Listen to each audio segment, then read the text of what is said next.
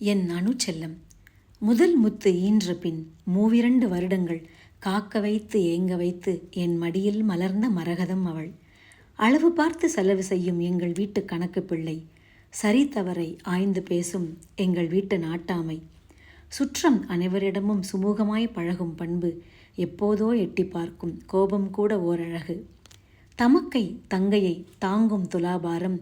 தாய் தந்தைக்கு அவள் ஒரு அபூர்வ ராகம். கூடியிருக்கும் நட்பு வட்டத்தின் குளிர்ந்த நட்சத்திரம். நாடி வரும் நலிந்தோரின் நம்பிக்கை நங்கூரம். ஆடை அலங்காரம் நாட்டம் இல்லை, அறிவு அடக்கம் இல்லை எல்லை. தன்னலம் பற்றிய கவலை அரிது, பெண்ணலம் என்ற சிந்தனையே பெரிது. சிறிய வயதிலேயே சீரிய தொலைநோக்கு பார்வை. மலரும் பருவத்திலேயே மலைக்க வைக்கும் மனப்பக்குவம். கல்லூரியில் மாணவ பேரவை துணைத் தலைவர் பதவி.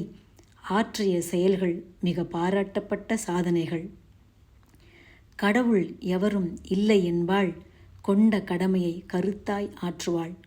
கல்லூரி படிப்பு முடிக்கும் முன்னே பணியும் கிடைக்கப் பெற்றாள். பணியில் அவளின் தனித்துவமான முயற்சிகள், பதவி உயர்வுகள், விருதுகள் பார்ப்போரை வியக்க வைக்கும் பரிமாணங்கள்.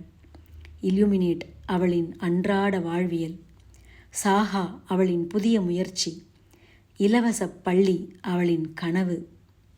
அன்று அவளை ஈன்ற நேரம் நான் பெரும் பேறு பெற்ற நொடி.